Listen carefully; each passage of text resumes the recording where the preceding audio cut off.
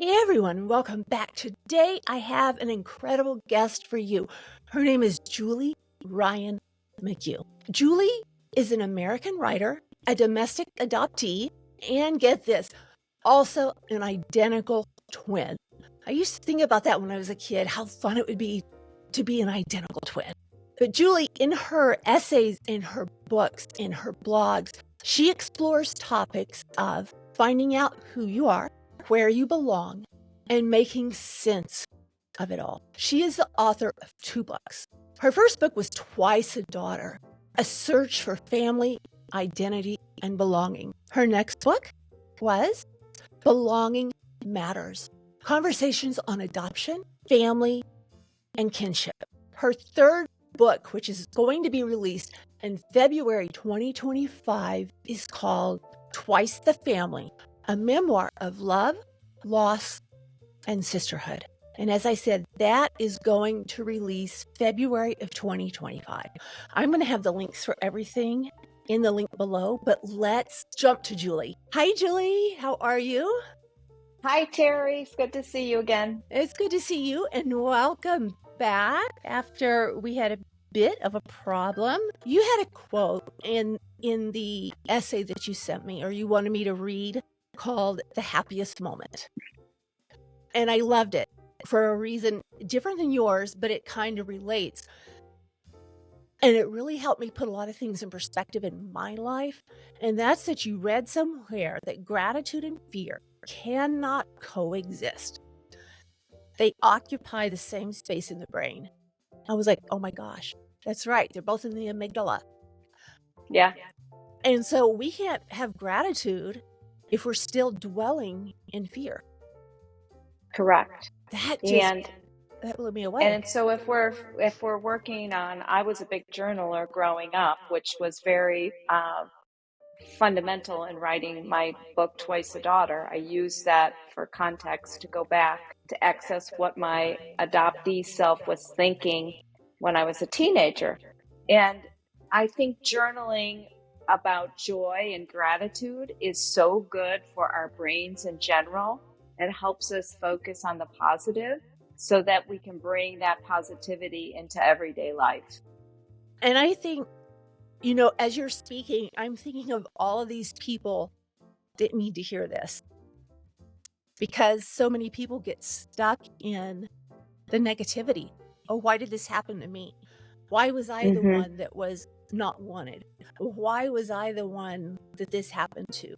But you have a great adoption story. I'm always positive about my adoption story. I was adopted with my twin sister. Not many people can say that they were raised with a full sibling. That was a tremendous thing for the two of us growing up together. We shared a little secret language, the same interest. I always had a best buddy to do things with. So that part was wonderful. My twin sister and I were the oldest in our family, and then my parents adopted a little boy 2 years after us, who we're not biologically related to, but from the same adoption. We're pretty brave to have 2-year-old twins and adopt a newborn. Yeah, but keep in mind that was the 1960s, and Catholics had this mindset about building the biggest family that they could possibly. And so it was a hardship for my parents that they had a lot of problems with miscarriages and infertility, and adoption was the perfect choice for them. They got started right away with twin daughters, and then my brother 2 years younger. And then, as often happens, my mom had 3 full-term pregnancies. And so our family is this blend of biological and adopted children. That's so cool. And a lot of times, you said as often happens, my cousin, they kept trying and trying and trying to have a baby and couldn't. And then they adopted a little girl.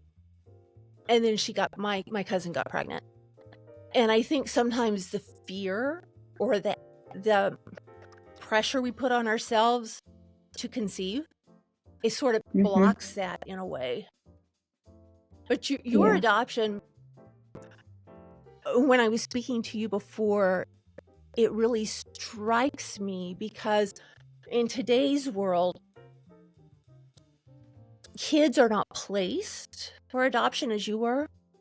They're most of them, or I shouldn't say most of them. In my experience, a lot of the children that came to my home were taken from birth families at an older age. Mm-hmm.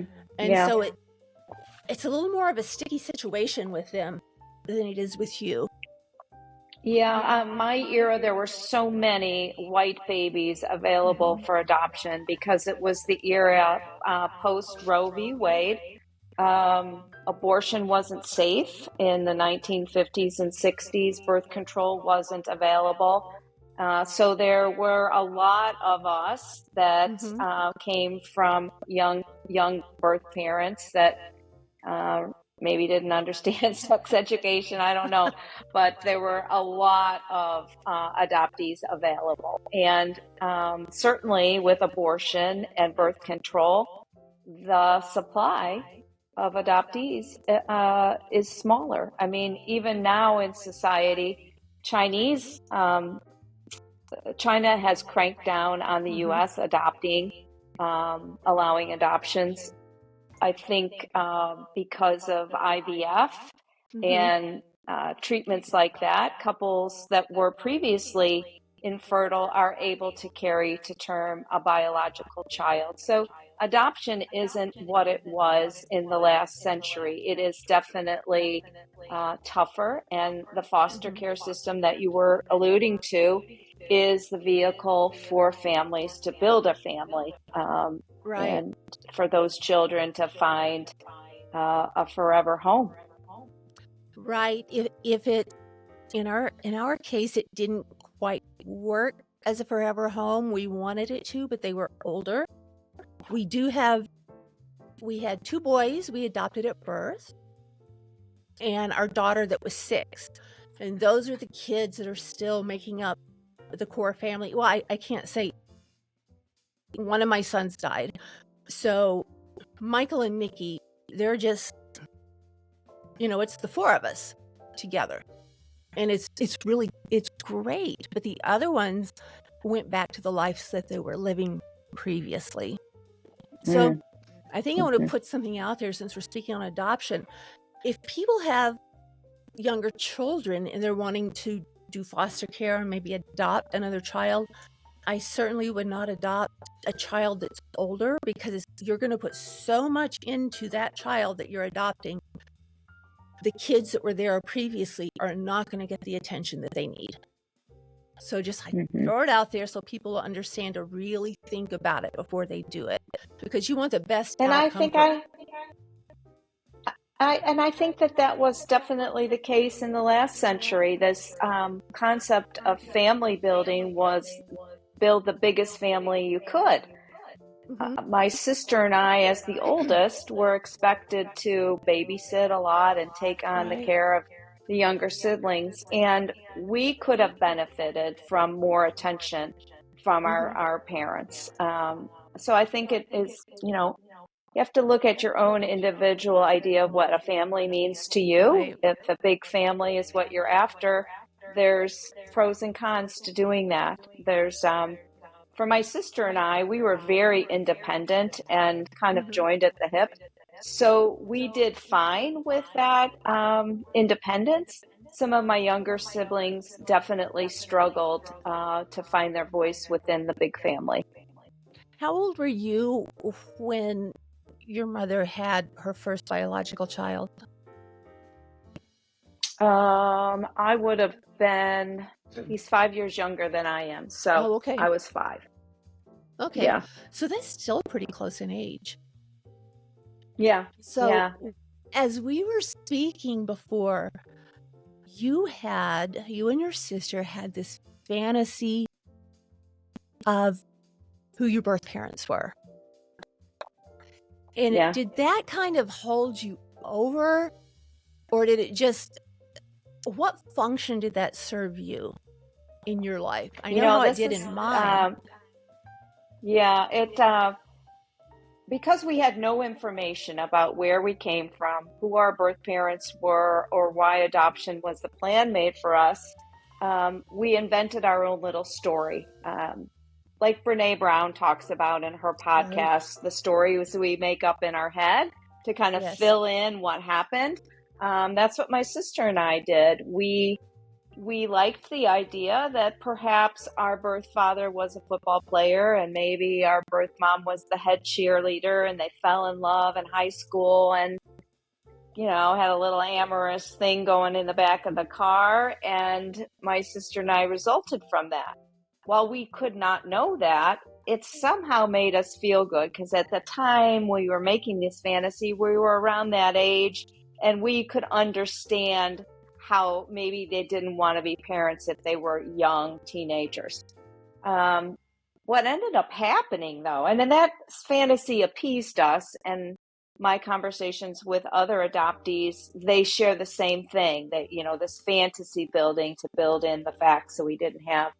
But what ended up happening was, when I did find my birth mother and got a lot of identifying information from the adoption agency, I found out that she was 26 years old when she placed my sister and I for adoption. So she was an adult. And that bothered me. I liked the idea of a teenager with a future ahead and making this complicated decision with the advice probably of their parents. But to know that she was a consenting adult, and she and my birth father couldn't figure this out, that this all happened to them and to us,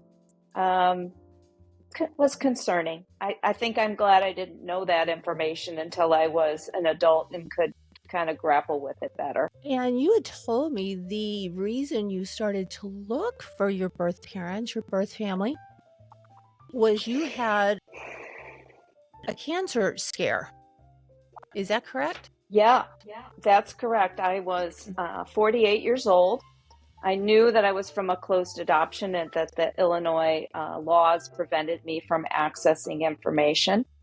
And I was sent for this breast biopsy, and I came home from that, and my husband insisted that I try as hard as I could to see where I could go with it. And that's the opening scene in my book, Twice a Daughter. It's how the story starts. In writer world, we call that the inciting incident. And from that moment on, I had to talk to my adoptive parents about it. They had my adoption papers. They'd never given them to my sister and I. I had to figure out what the adoption laws were in Illinois. They were changing at that time, so I was allowed access to my original birth record that never had been available before. But it wasn't what you expected. No, and I want to point this out to the listeners. Back in 1959, a birth mother could use an alias to protect her identity and her privacy. And she could put that name, that alias, on an original birth record, and it was legal. Oh my gosh. Also legal was her ability to sign relinquishment papers, making us wards of the state, without any kind of sign off from our birth father relinquishing his rights. So that was legal too, which meant his name wasn't on our original birth record. So when I finally accessed my OBR, the original birth record, it had an alias and no name for my birth father, and it didn't help me whatsoever. Right. So I entered this program through the state of Illinois called the Confidential Intermediary Service. And this was under the auspices of a judge. He opened the adoption records from the adoption agency, and her real name was in there, thank goodness. And the intermediary was allowed access to her to send an outreach. I could not know, though, her real name until she, my birth mother, gave permission to the intermediary to give it to me. So still, I'm 48 years old. I need this health history, and there's all these roadblocks in place to prevent me from accessing that. And I think that that's what people outside the whole adoption experience don't understand, that we are prevented from basic information about ourselves because of adoption laws that were put in place 65, 75 years ago. Whereas children from open adoption, like is the case with your children, the rules are different. The adoption plan is made between you, the adoptive parent, the birth parents, about access, information, contact. They know what their circumstances are and who the players are. So it's very unfair. Yeah, most of the time. So, and that all started in the 1980s. So it's very unfair that 15 states in the United States allow adoptees like me access to original birth records, and the other 35 are still thinking about it. Still today? I You know, didn't realize that. still, yeah. Oh my gosh. It's a big fight to try to get these laws changed. Most of our parents, our birth parents, because I'm 65, are dead or nearly dead. The secrets that they hold are going to go to the grave with them, denying people like me basic information that everybody else who's not an adoptee has access to. Right. I think I told you, and we had a similar situation with my son who was presenting. I didn't tell him this at the time. I tried to keep my best mom calm face on. And he's telling me these symptoms he's having, and they were colon cancer. It scared me to death. Now, I had the birth mother's health history. I didn't have the birth father's health history. And so I knew at that moment I needed to find him. And I Googled. You know, you didn't have Google back then. Now we have so many avenues. Right. And I found his obituary. So I made the awkward decision to get in touch with his widow, who was not who he was with when my son was born, and say something to the effect of, hey, I don't know if you know your husband had a son, but I'm raising him. He's my son. And we need information. We don't want anything else. We just want information. And from that, she, I put Michael's picture out publicly so she could see it on Facebook. She said as soon as she saw it, she said, she's telling the truth. He looks just like his birth father. So she got in touch with me, and we have become the best of friends.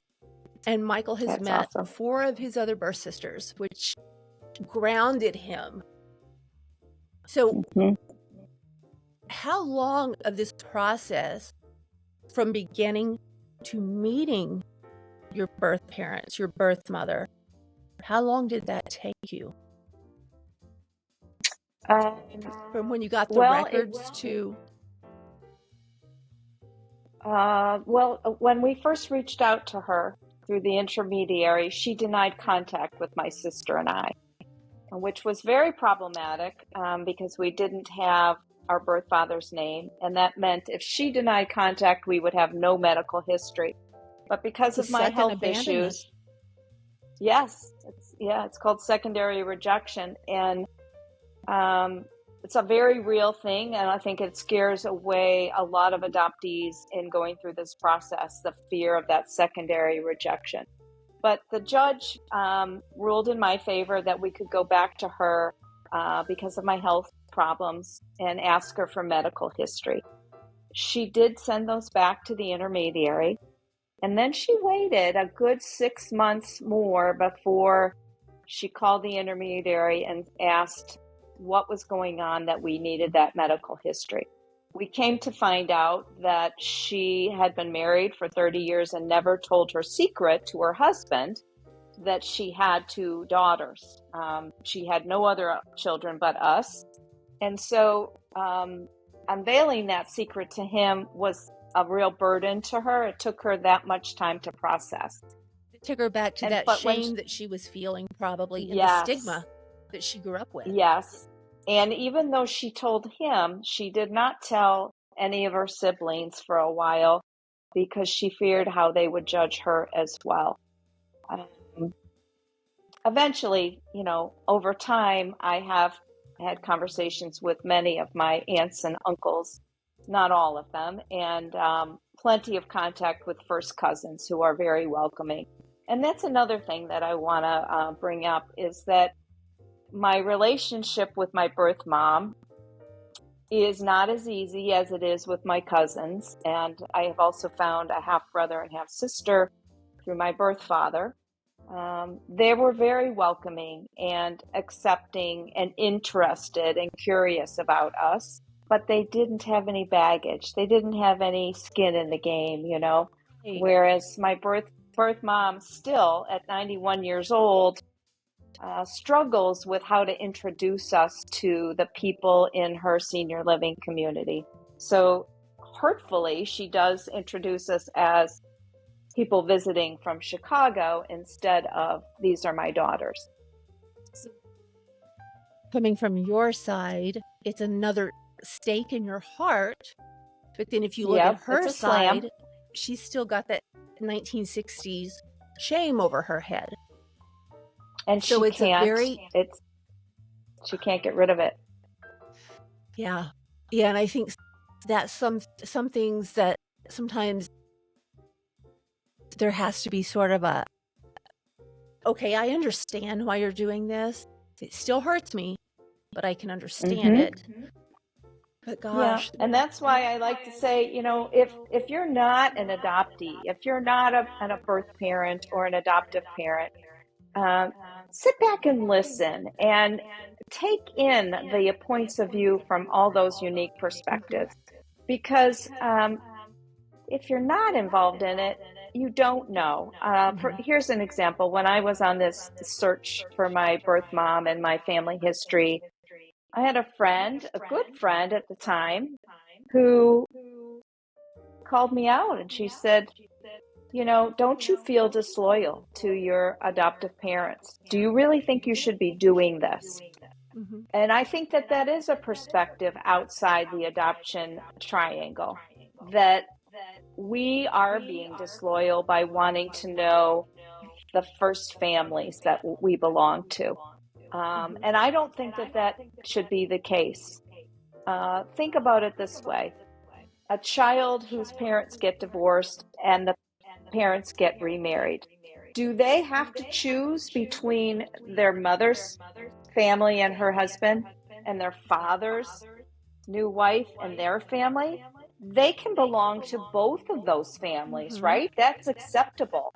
So right. why does an adoptee have to choose between their birth family and their adoptive family? Why put that on them? Why would society ask that of us?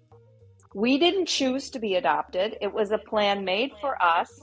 We're caught in this whole conundrum, not of our making, and it's a painful thing anyway.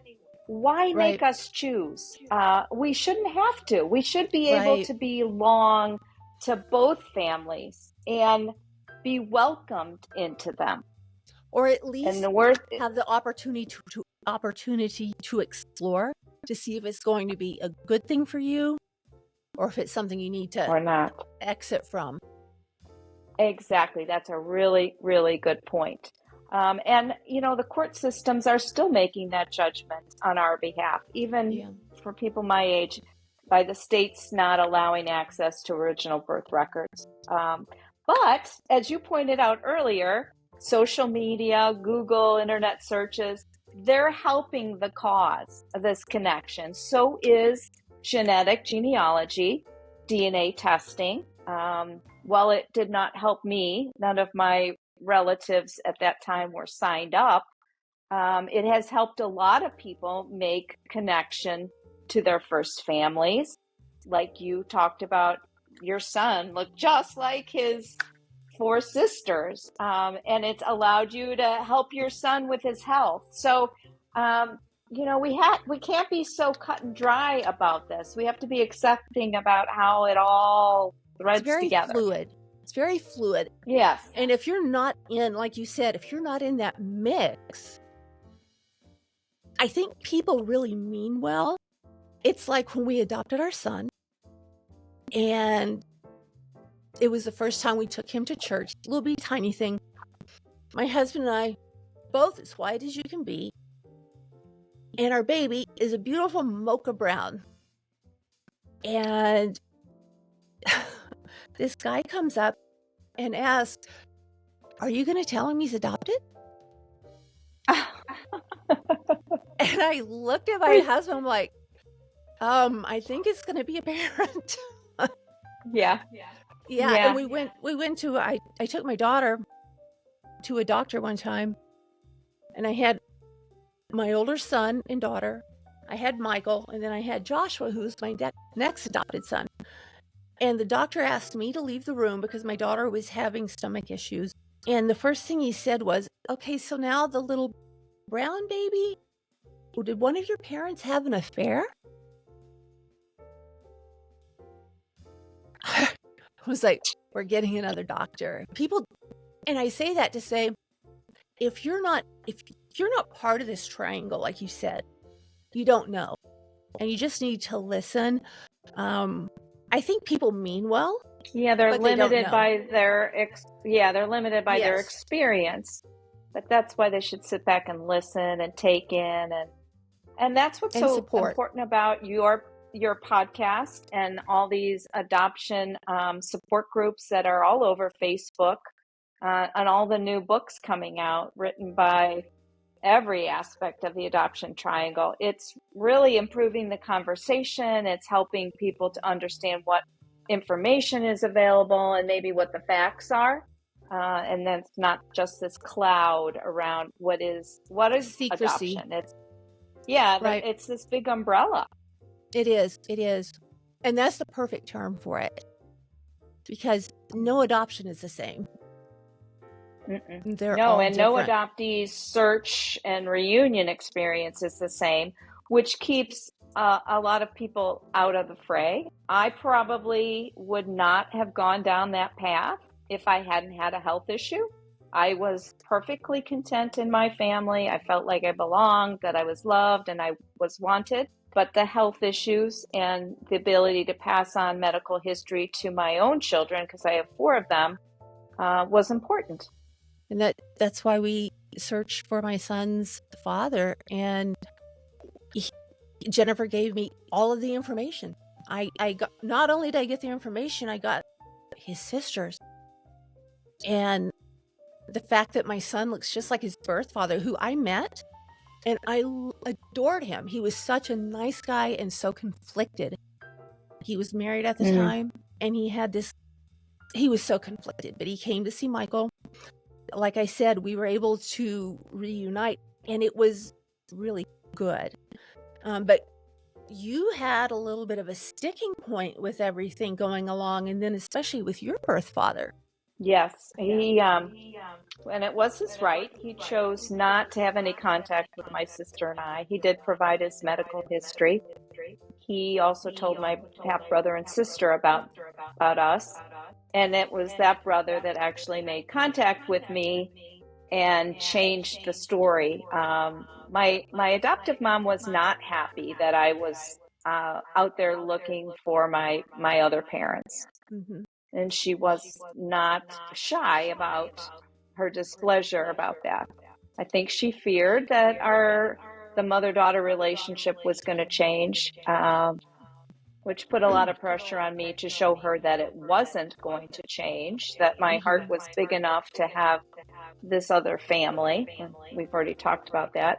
But my brother, because of, he had married somebody that my family knew. And because my parents knew my brother's wife and her family, it was this immediate coming together for our families, and her fear about the whole adoption search Let me get you to clarify something. Which brother? Was this the brother you were brought up with? Or No, I have a half brother that's a biological brother. And we share the same birth father. Okay. He's the one. Yeah, okay. That was married to someone that my adoptive family knew. All of them, including the brothers and sisters I was raised with. So there was this immediate feeling of, well, this is fine. This is okay. Right. this is a great family. We can all be at the same party together and be completely comfortable because we know these people already. Right. It's, right out of a movie set, but that doesn't always happen. It was a very Right. healing moment for my family, a God wink moment, I like to say, and a happy ending for the most part. I never did meet my birth father. He died of a heart attack before my sister and I had the opportunity, before he ever allowed that to happen. Do I feel bad about that? I feel a little cheated, but I had a great relationship with my adoptive dad. I had a wonderful father. I don't feel cheated out of that in any way. I just would have liked to have eyeballed him and Right. seen what he looked like. Are there any pictures Interesting that you fact. can access? Oh, yes, I have plenty of pictures of him. My smile and my teeth, an odd thing to share, came from my birth father. My half sister and half brother have the same smile, same teeth, as do 3 of my 4 children. So it's fun to see how that familial gene passing down happened. It is, and I think My I told you that I discovered that with my son. One of Yes, his sisters posted a picture of another sister whose birthday it was, and I looked at her teeth and her smile. I'm like, oh my gosh! And I said, Michael, check I this know. picture out. You have that Yeah, very of same all smile. things. Yeah, Yeah, of and all it's things. really cool. Yes. The other thing, when I met my husband and we had all these kids, 3 of them, so I have 3 daughters and 1 son, 3 of them play college sports. And so we always called that, where'd the mystery gene come from? And we figured it was one of our birth parents. And I came to find out that my birth father was a college football player. So that athleticism came from that side of the family, and so the mystery gene was solved. That's so cool. That is Yeah. so cool. So your birth mother and your adopted mother now know of each other, and I think you said they've They written do. letters, but they haven't Yes, they met. have. So They haven't how? met, and I think most of that is geographically driven. My birth mom lives in northern Minnesota, and my mom is. Both of them are in senior living centers now. Both have lost their husbands, and they're reasonably healthy, but not so that they could travel. I think at this point, it's been almost 15 years since I found my birth mom. I think my mom would welcome that now, but it's taken her that much time. And it is Co-parenting scary. isn't easy. Yeah, What's that? yeah.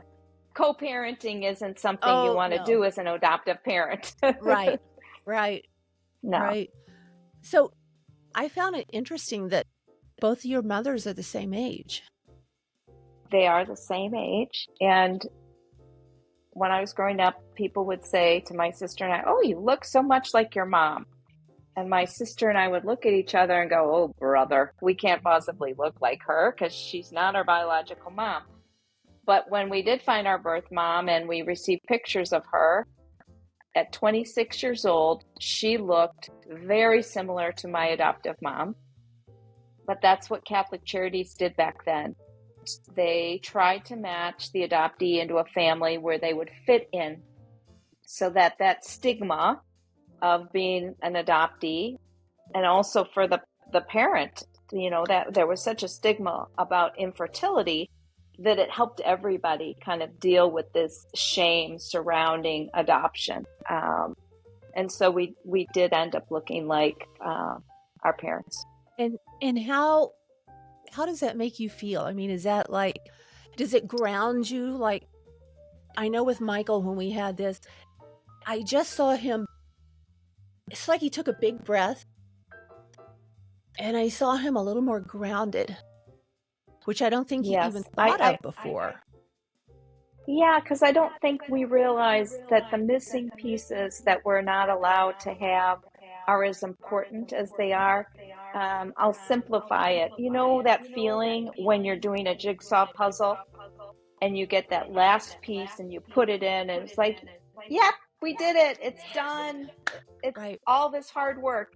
That's what it felt like 10 times, over that. Mm-hmm. When I found my birth mom and she accepted contact and I talked to her on the phone, I write an essay about that in Belonging Matters. It's called The Happiest Moment.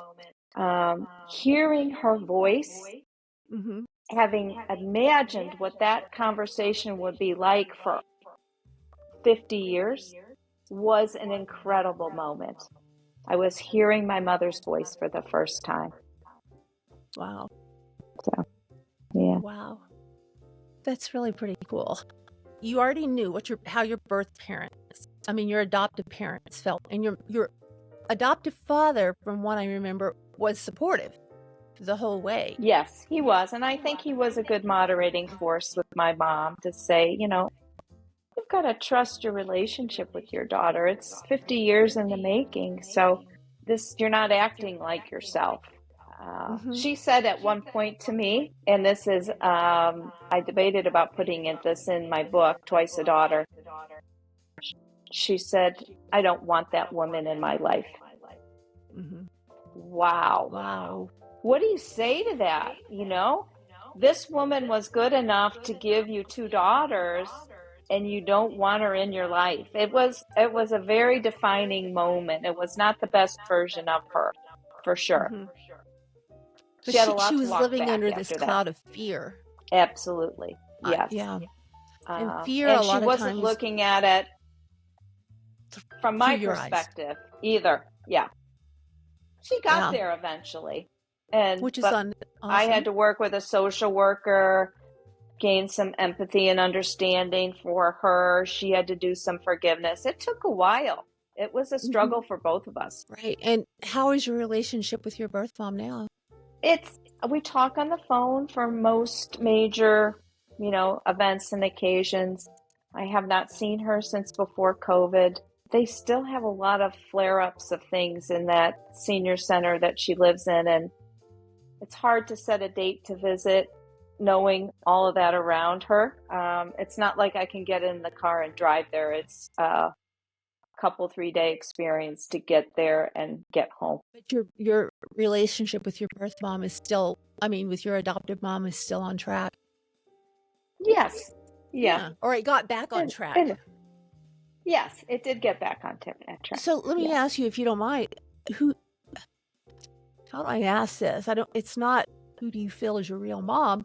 It's, I guess in a way they're both, but that's not the right. Real. Yeah. They are. They're both real, but I guess parent. Do you still? I definitely felt like I bonded with my adoptive mom. I talk to her at least a couple of times a week, and she's always my mom. I call my birth mom by her first name. She hasn't worked at an honest relationship with my sister and I. So I'm glad to know her. I'm glad to know all the circumstances around my adoption. I know what it is, and that is satisfying to me. Do I have disappointment around her and what it could have been? Absolutely. But I can't do any more than what I've done. And she didn't meet us halfway a lot of the time.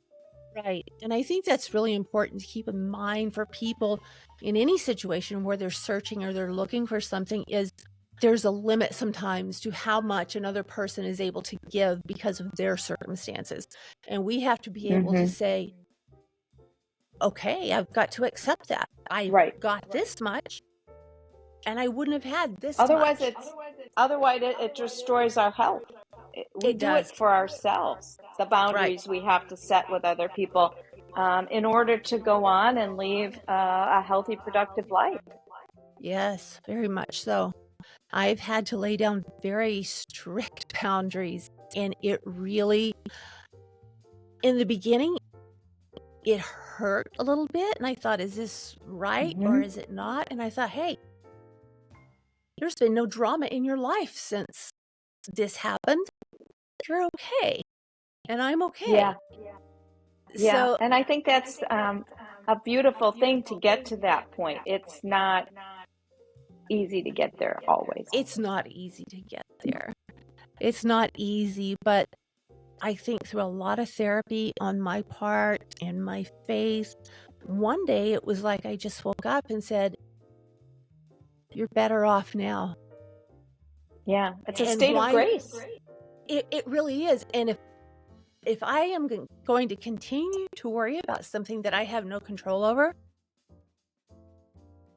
it can drive me in so many harmful ways. Right. So I just sort of let go and let God. That's Yeah. all I can do. Yeah. Yeah. Your story is just so amazing. So what advice would you give any adoptee that's going on this journey? Well, make sure you're at a good place in your life with your marriage, your friendships, your career before tackling this adoption search and reunion. Be well prepared.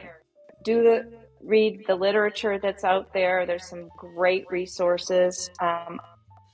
And talk to people that have done it and that are embroiled in it, so you know what you're getting into, and have some support set up, like a social worker or adoption support group, because some people have an easy process and some don't. It gets very complicated and drawn out, and it's draining, as you know. So yeah, and you know what? Whatever you decide, whether it's right for you or not right for you to connect with your birth family, that's the right decision for you. And own that and accept that you're doing the right thing for yourself, whether you go down the path or not. Right. And I don't think Michael ever would have gone down the path. He made a decision. He's 33 right now, and he made a decision years ago that it didn't mean anything to him, and he was not going to search. And then we had this health history, or this health thing happen, and it sort of changed things. And so he was he was interested in his sisters, but very hesitantly at first. Mm-hmm. And now he'll text them and talk to them. And I said, "Hey, have you talked to them?" He said, "They're high school kids, Mom. They don't text back." But with my daughter, I have to give her kudos. She came from a situation. She was taken by CPS, by the state of Washington. And from her birth mother, it was March on, I think it was on Bainbridge Island. And Nikki was in a diaper, and it was raining and it was cold, and they took her, and we had her records where the nurses had written in, "Filled with cocaine, smells like a brewery." Oh. So Nikki struggled with that once she found out that how can someone pregnant do this to their child? And her birth mother found her, and she was very adamant about, "If you contact me again, I will get a restraining order." So the situations are so different today in so many ways than they were in your era and my era. Yeah, and in some ways they're a little more complicated. Yeah. Wow. I'm just happy for you.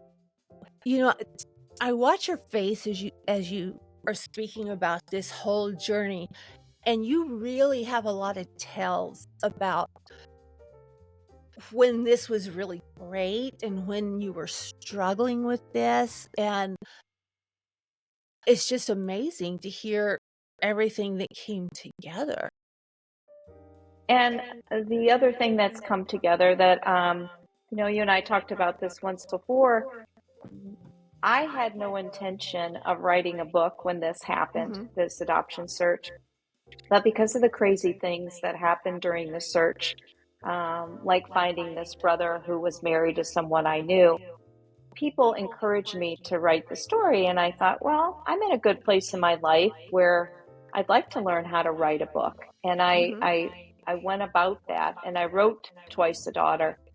What I didn't understand when the book came out was how it would resonate with so many people.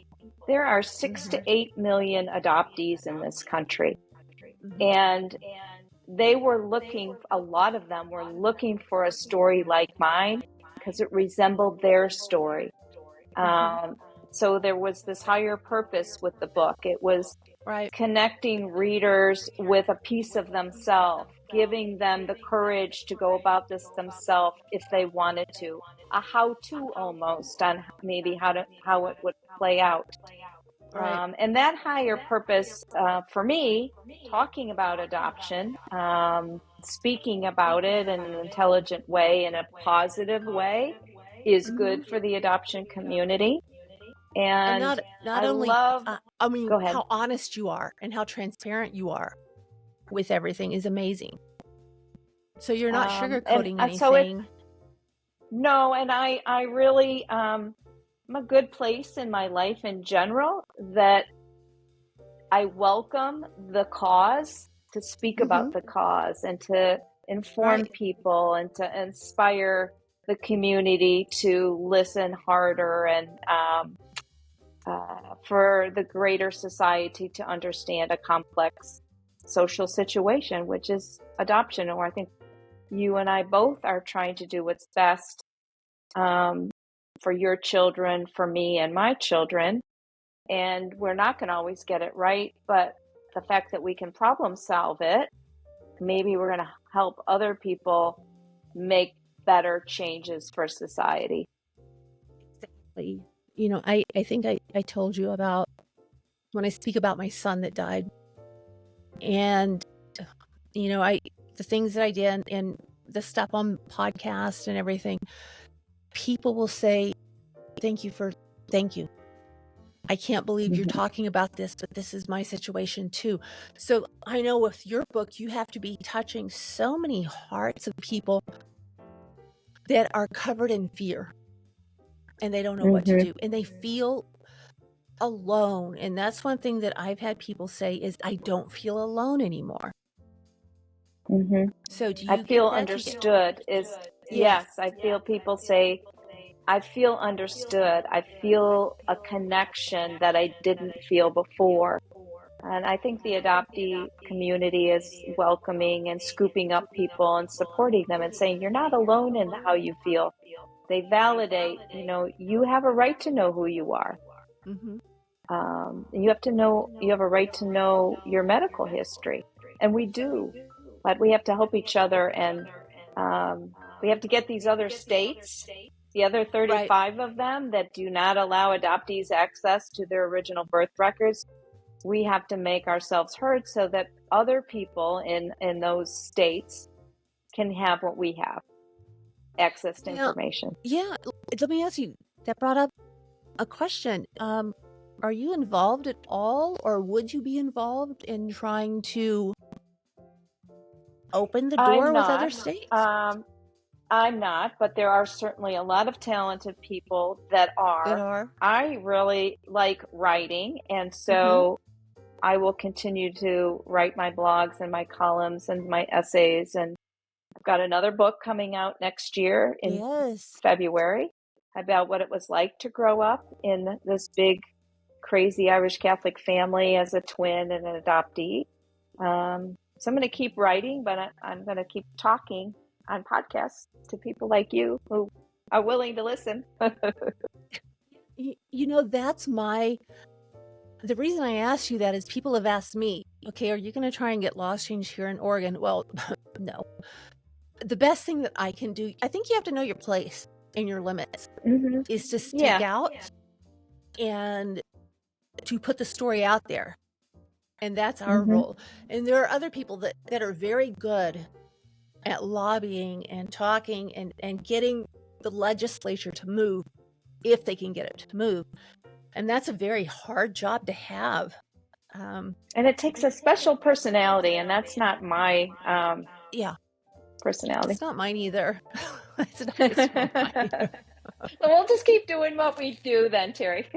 Yeah, you know, I think I told you before, it's such an honor to speak with you. You are so transparent and so genuine and very inspiring. And I love the way how transparent you are with the struggles, the realities, and the joy that has come Thank from you. everything. Now, is your sister on the same level as you are with everything that's happening? No, because she was perfectly healthy and she was Right. working full time when all of this happened. So she's still working her job that she's always done, which is sales consultant, and she consults with companies on how to improve their sales organizations. I just I sort of bet took this on. she's probably a I great took it on as support. my cause. Right. She is. We later this month, she and I are speaking to a book club about Twice a Daughter, and it'll be the first time we've shared the stage together. So it'll be interesting. It'll be an interesting conversation. It will be. And you guys are identical twins? We are identical. Wow. I used to really want to be an identical twin when I was a kid. I thought that would be the coolest thing. I knew some, and they would switch classes and do all these naughty things that for some reason sounded intriguing to me. Yeah, we were too shy to do too many naughty things, but we did some naughty things for sure. Oh, I bet. Well, you have to, being a kid. Yeah. Well, you're a Julie, kid. You're a curious kid. Exactly. Well, thank you so much for going through everything we had to go through to get this to come forward. And I really appreciate it. And like I told you before, it's like I met a friend. Yes. And you just have that ability to be open, and it's not like speaking with a stranger. So thank you so much. Thanks for having me, Terry. And everyone, I want you to look for Julie's third book, which is Twice a Family, a memoir of love, loss, and sisterhood. And it comes out in February 2025. I've mentioned the others in the introduction, and I'm going to put links to everything down here. Do I have your website? It's juliemcgueauthor.com. Okay, I'll put that there, and through that, you guys can find, if you need to or want to speak with Julie, contact her for an advice or whatever, or just encouragement. Please do that, because the ones of us that put our stories out there, it's really nice to have that encouragement and say, hey, you've touched my life.